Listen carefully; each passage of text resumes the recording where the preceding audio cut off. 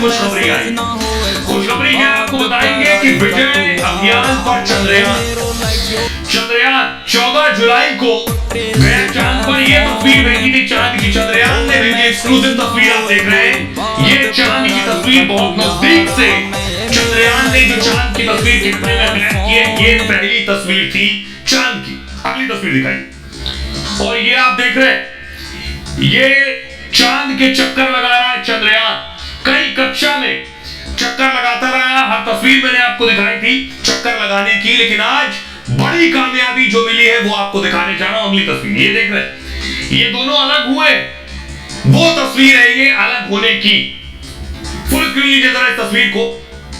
अब आप समझिए, ये एनिमेशन से आप समझ रहे हैं, ये दोनों जो अलग हुए, ये प्रोपल्जन था, प्रोपल्जन और लैंडर अलग हो गए। मैं आगे समझाऊंगा ये दोनों हैं क्या। ये जो आप देख रहे हैं ऐसे चांद पर उतरेगा, ये लैंडर है, ये ऐसे उतरेगा। तक ये देखिए कक्षा का चक्कर ये पूरा लगा रहा था, ये दोनों अलग हो गए।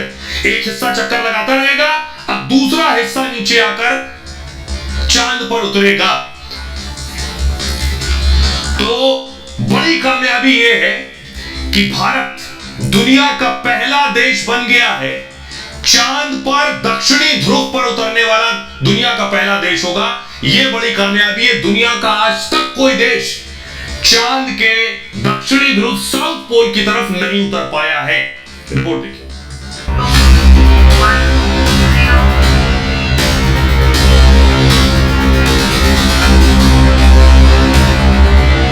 चंद्रयान के सफल लॉन्च पर पूरा भारत उत्साहित है। यह हमारे वैज्ञानिकों की बहुत बड़ी उपलब्धि है। दुनिया ने फिर देखा भारत का दम, क्योंकि अब चांद पर लहराने वाला हिंदुस्तान का परचम। भारत चांद के दक्षिणी ध्रुव पर पहुंचने वाला दुनिया का पहला देश बनने वाला है। इस मिशन की एक विशेषता है कि इसे न केवल हिंदुस्तान बड़ी उत्सुकता के साथ देख रहा है, बल्कि सारे दुनिया की निगाहें इसके ऊपर है। भारत की क्षमता, भारत की सामर्थ्य पहली बार मोदी जी के नेतृत्व में कहूँगा विश्व के सामने। तो ये सारी बातें कुल मिलाकर के भारत की साख को भी बढ़ा रही है। चंद्रयान के 40 दिन के सफर की कामयाबी अब ज्यादा दूर नहीं, इसकी उल्टी गिनती शुरू हो गई।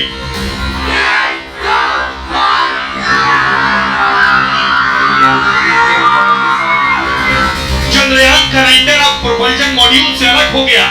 लैंडर धीरे धीरे रफ्तार कम करेगा और फिर एक हफ्ते के अंदर चांद की सतह पर उतरकर लहराएगा तिरंगा। अब आपको बताऊं, शुरू करूं मैं पूरी कहानी बताना, उससे पहले जल्दी से आपको बताता हूं कि कितनी दूर है चांद, कहां तक पहुंचा चंद्रयान, और उसके बाद चांद और चंद्रयान की दूरी कितनी। ये आप देख रहे हैं, ये पृथ्वी है, यहां से इसरो ने चंद्रयान भेजा था चांद पर। 3,84,000 किलोमीटर की दूरी है, 3,84,000 किलोमीटर दूर है चांद। अभी देखिए विक्रम लैंडर अभी कितनी दूर है, चांद से 150 किलोमीटर दूर है।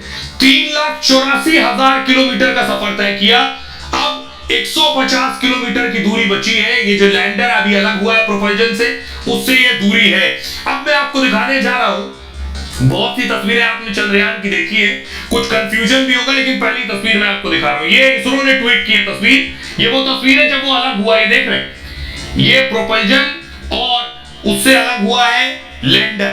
अगली तस्वीर दिखाई सर। आपने वैसे चांद पर जाते हुए ये चंद्रयान देखा होगा।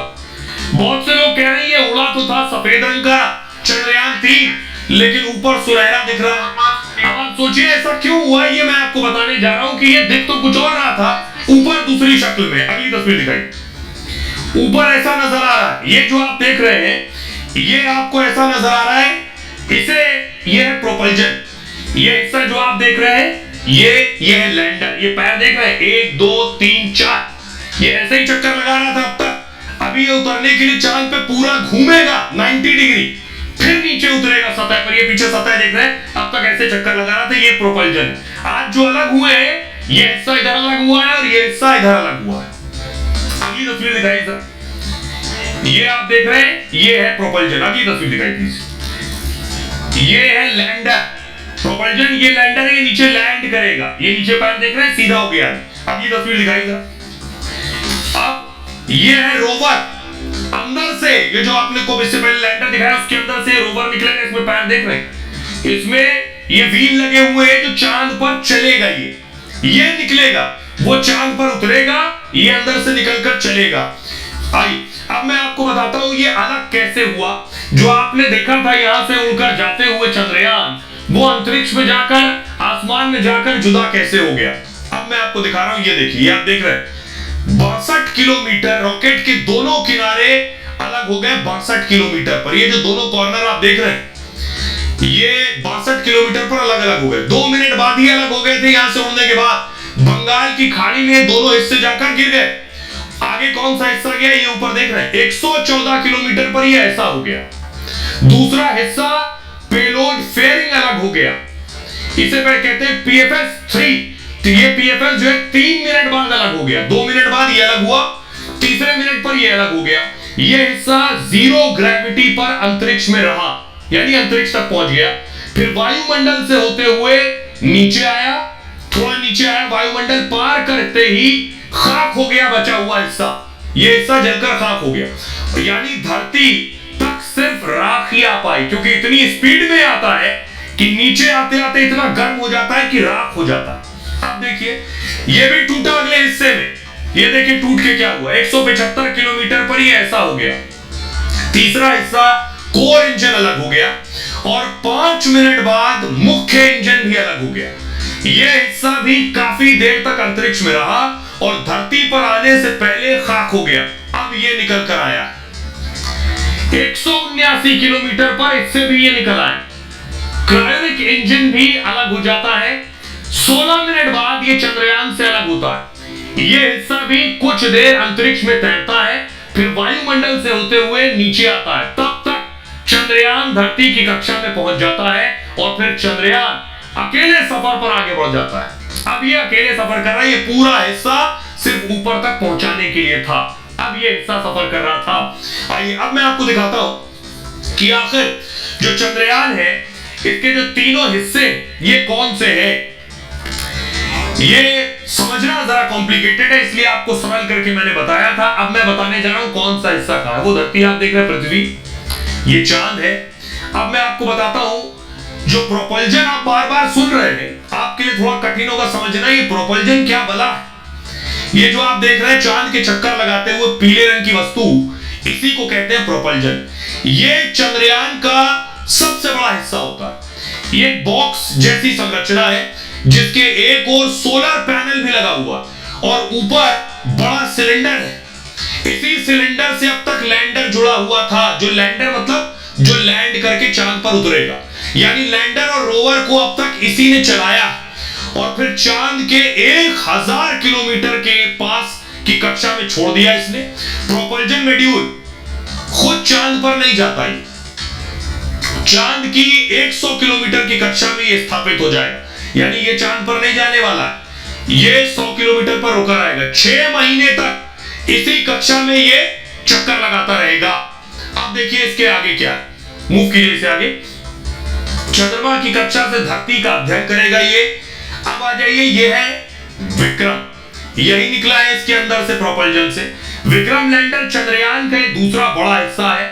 इसका वजन 1726 किलो का है और ये 4 पैर वाला स्पेसक्राफ्ट है। देखिए चांद पर उतरेगा यही।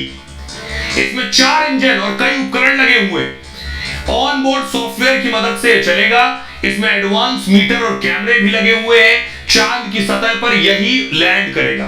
लैंड करने के बाद ये रुक जाएगा, सतह पर तापमान का अध्ययन करता रहेगा, यही खड़ा रहेगा, हिलेगा नहीं। चांद में प्लाज्मा का भी अध्ययन ये कर लेगा। 14 दिन तक चांद पर अध्ययन करेगा ये। अब इसके अंदर से निकलेगा ये रोवर जो आप देख रहे हैं व्हील वाला, ये निकलेगा रोवर। चंद्रयान का तीसरा हिस्सा है। 6 पहिए वाले डिजाइन, वजन 26 किलो है इसका। अभी ये विक्रम लैंडर के अंदर ही है, अभी ये निकला नहीं है। लैंडर के चांद पर उतरने के बाद ये बाहर निकलेगा। रोवर ही चांद की सतह पर ये घूमेगा, सतह पर रसायन खनिज का पता करेगा, यानी चांद पर पानी का पता लगाएगा, मिट्टी और चट्टान की भी खोज करेगा ये। अब मैं आपको बताऊं भारत पर जानकारी कैसे मिलेगी। जानकारी मिलने का तरीका, वो रोवर देख रहे हैं जो चांद पर घूमेगा व्हील वाला, ये सिग्नल भेजेगा इसको, ये जो लैंडर, जो चांद पर खड़ा है पहले से, यहां से सिग्नल आएगा प्रोपल्जन पर जो चांद के चक्कर लगा रहा है, और वो जो चक्कर लगाने वाला प्रोपल्जन है वो भेजेगा इसरो को। ये है वहां से जानकारी आने का तरीका। हमारे साथ साइंटिस्ट जुड़ रहे हैं, उनसे हम बात करते हैं। हमारे साथ सीनियर साइंटिस्ट सृजन पाल जी जुड़ रहे हैं। सृजन पाल जी, जरा बताइए, हमने दर्शकों को समझा दिया, आप सरल भाषा में बताइए ये लैंडर जो है ये कैसे उतरेगा चांद पर? जो विक्रम लैंडर है उसके अंदर प्रज्ञान रोवर है, ये भी चक्कर लगाएगा, चंद्रमा के 2 चक्कर लगाएगा। ये जो हमारी हाइट है यानी चंद्रमा से जो ऊंचाई है वो लगभग 150 से 170 किलोमीटर के बीच की हमें ऑर्बिट बनाए हुए हैं। ये ऑर्बिट हमें घटाना है। ये ऑर्बिट घटा करके पहले चक्कर में हम 100 किलोमीटर बाय 100 किलोमीटर के ऑर्बिट पे ले आए। अब हम चंद्रमा के बहुत नजदीक आ गए। इसके बाद दूसरे चक्कर में हम 100 किलोमीटर बाय 30 किलोमीटर के चक्कर पे आ जाएंगे, और जब हम 30 किलोमीटर दूर की ऊंचाई पर चंद्रमा से होंगे उस समय जो टेरर शुरू होता है, 30 मिनट का टेरर चालू होगा, और ये जो 30 किलोमीटर की ऊंचाई है इससे वो गिरना शुरू होगा चंद्रमा के दक्षिणी ध्रुव की तरफ। जब ये 30 किलोमीटर की ऊंचाई से गिरना शुरू होगा उस समय की जो स्पीड होगी वो करीब 6000 किलोमीटर प्रति घंटे की होगी, और गिरते गिरते जब ये 30 किलोमीटर कवर करना शुरू करेगा उन 15-20 मिनट के बीच में उसको स्पीड घटा करके लगभग 10 किलोमीटर प्रति घंटे की स्पीड पे लाना होगा। उससे कुछ देर पहले भी, लैंडिंग से भी कुछ देर पहले होवर करना होता है, उसको रुकना होगा। चंद्रमा से करीब 100 फीट की ऊंचाई पर रुक करके वो देखेगा चंद्रमा के सतह पर सब कुछ सही है, क्या यही सही है कि लैंडिंग की है, और फिर वो लैंड होना शुरू हो जाएगा। जैसे ही विक्रम लैंड होगा उसके अंदर से प्रज्ञान रोवर कुछ देर में निकलेगा, थोड़ी धूल छटेगी और फिर प्रज्ञान रोवर निकलेगा। प्रज्ञान रोवर फिर चंद्रमा का एक दिन यानी कि 28 पृथ्वी के दिन तक ये रोवर काम करेगा, क्योंकि उसको सूरज की रोशनी से चलता है। चंद्रमा पे दिन 28 दिन का होता है, रात भी 28 दिन की होती है, और इस वजह से जो रोवर है वो करीब 1 लूनर डे तक काम करेगा। जी सृजन पाल जी, आपके पास आएंगे। दर्शकों को मैं सबसे पहले बताऊं ये कहां उतरने वाला है, जिस जगह उतरने वाला है वो तस्वीर दिखाइए जरा मून साउथ पोल की। ये आप देख रहे हैं मून साउथ पोल की जो तस्वीर है, वो तस्वीर मैं आपको दिखा रहा हूं कि ये जो साउथ पोल है, इस साउथ पोल पे बहुत से गड्ढे हैं, और ये जो गड्ढे हैं ये गड्ढे ही सबसे बड़ी चुनौती है। दक्षिणी ध्रुव पर लैंडिंग क्यों खास है, ये अब तक कोई दुनिया का दूसरा देश नहीं उतरा, इसलिए खास है। आपको बताऊं चांद के दक्षिणी ध्रुव पर पहुंचना आसान नहीं है। इस साइट पर चांद की सबसे पुरानी और मोटी मोटी परतें, चांद का हिस्सा पूरी तरह से गड्ढों से भरा है। चांद पर पाए जाने वाले इन गड्ढों को क्रेटर्स कहते हैं, और यह हिस्सा पृथ्वी के अंटार्कटिका की तरह ठंडा रहता है। अंटार्कटिका पृथ्वी का दक्षिणतम महाद्वीप है जहां का 98% हिस्से में बर्फ पाई जाती है। अंटार्कटिका में 2 किलोमीटर मोटी परत बर्फ फैली हुई है। ऐसे ही चांद का दक्षिणी ध्रुव भी है, बेहद ठंडा रहता है। इस हिस्से में सूर्य की रोशनी भी नहीं पहुंचती। यहाँ का तापमान -200 डिग्री के नीचे तक चला जाता है। अनुमान यह है कि यहाँ बर्फ के रूप में पानी मिल सकता है। पानी के साथ ही यहाँ खनिज के होने की भी संभावना है। इसरो के 2008 के मिशन के दौरान यहाँ पानी मिलने के संकेत मिले थे। नासा ये मानता है कि इस हिस्से में प्राकृतिक संसाधन मौजूद है। भारत अपने मिशन में सफल हुआ तो चांद से जुड़ी चौंकाने वाली जानकारियां मिल सकती हैं। आज तक चांद के इस हिस्से में दक्षिणी ध्रुव में कोई नहीं पहुंचा। भारत इकलौता देश होगा जो इस हिस्से में पहुंचेगा और ये नया इतिहास बनेगा।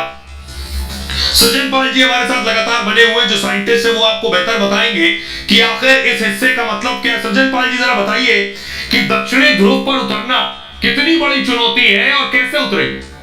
हम दुनिया में चौथे देश नहीं है जो चंद्रमा पे जा रहे हैं, हम पहला वो देश है जो उसके साउथ पोल पर है। साउथ पोल एक बहुत ही कॉम्प्लिकेटेड जगह है चंद्रमा पर। वहां पे बहुत सारी दरारें हैं, क्रेटर्स हैं, बहुत सारी ऐसी एरियाज हैं जहाँ पे सैकड़ों सालों तक सूरज की रोशनी भी नहीं पड़ती। तो हम उस जगह जा रहे हैं जो बहुत कठिन है। तो बातें ये सच है कि हमने चंद्रयान 2 से बहुत कुछ सीखा है। जो चंद्रयान 2 में वो एरर तो डेफिनेटली नहीं होंगी। हमने कुछ नए एरर्स को भी प्रेडिक्ट करके उनको भी हमने काउंटर बैलेंस कर दिया है। लेकिन यहाँ पर आप 4 लाख किलोमीटर की ऊंचाई पर हैं धरती से। कोई भी चीज जो आप करते हैं वो कॉम्प्लिकेटेड ही होती है। लेकिन इसरो एक बहुत ही बेहतरीन ऑर्गेनाइजेशन है। बहुत कम कॉस्ट में बहुत ही इंजीनियरिंग मार्वलस प्रोडक्ट्स आप तक किए हैं। तो मुझे पूरी उम्मीद है, पूरा यकीन है, पूरा विश्वास है कि इसरो इस बार चंद्रयान 3 हमें दक्षिणी ध्रुव पर न सिर्फ हमें जो मानव सभ्यता है पूरी सभ्यता को दक्षिण ध्रुव तक ले जाएगा। बहुत बहुत शुक्रिया सुजन पाजी। खुशखबरी है, देश के लिए जश्न का माहौल है, पूरा देश फेस्टिव मोड में है इस वक्त। हर शख्स मानिए त्योहार के मूड में आ गया। दुनिया में भारत का डंका बज रहा है, लेकिन जिस तस्वीर से मैं शुरुआत करने जा रहा हूं वो चंद्रयान उतरने की नहीं, बिल्कुल जुदा तस्वीर। प्रधानमंत्री की तस्वीर आप देख रहे हैं, नजदीक से दिखाई जरा। प्रधानमंत्री ब्रिक्स समिट में थे और समिट में पहुंचने के बाद प्रधानमंत्री खड़े थे, उसी दौरान नीचे भारत का तिरंगा था। पीएम मोदी पहुंचे, उन्होंने सबसे पहले वहां पहुंचकर झुककर दिया। देखिए पीएम मोदी आए, झुके हैं, ये तिरंगा उठाया नीचे से। तिरंगा उठाकर पीएम घूमे और ये तिरंगा उन्होंने अपनी जेब में रख लिया। यहां पे देख रहे हैं तिरंगा, तिरंगा अपनी जेब में रख लिया पीएम मोदी ने। उनको देखकर दूसरे राष्ट्र अध्यक्ष ने भी अपना झंडा उठाया, लेकिन समझ नहीं पाए करेंगे क्या। पीएम मोदी ने वो झंडा दिया नहीं। फुल स्क्रीन लीजिए एक बार इस तस्वीर को, ये आप देख रहे हैं, ये पीएम मोदी झुके, तिरंगा उठाया, अपनी जेब में रख लिया उठाकर तिरंगा। ये तस्वीर इसलिए दिखा रहा हूं कि देश का मान और सम्मान जो होता है वो हृदय में होता है। प्रधानमंत्री दक्षिण अफ्रीका में भी है, तो ये तस्वीर ये बता रही है कि देश के लिए जो सम्मान उनकी नजरों में, उनकी निगाहों में है, वो बताता है कि तिरंगा देखते ही वो झुक गए। फोटो आप तस्वीर खींचनी थी, लेकिन झुक गए, तिरंगा उठाया, तिरंगा उठाकर जेब में रख लिया उन्होंने। और देखिए दूसरे राष्ट्र अध्यक्ष अपना झंडा झाड़ते रहे, उनसे आए प्रतिनिधि झंडा लेने, लेकिन मोदी जी ने दिया नहीं, तिरंगा नहीं दिया। उन्होंने कहा जेब में सुरक्षित है, मैं जेब में ही रखूंगा। ये तस्वीर दिखाई मैंने आपको इसलिए कि देश का जो मान है वो पीएम मोदी दक्षिण अफ्रीका में बढ़ा रहे हैं और यहां देश का मान चांद तक पहुंच चुका है। ये देख रहे हैं, ये आज की तस्वीर है जब लैंडर लैंड हुआ। हो सकता है आप दफ्तर में रहे हो, ये लैंडर लैंड हुआ उस वक्त की तस्वीर है। ये रोंगटे खड़े कर देने वाली तस्वीर थी। मैं एक एक तस्वीर आपको दिखाऊंगा, अगली तस्वीर दिखाई, और इस तस्वीर को प्रधानमंत्री मोदी देख रहे थे। फिर लीजिए जरा,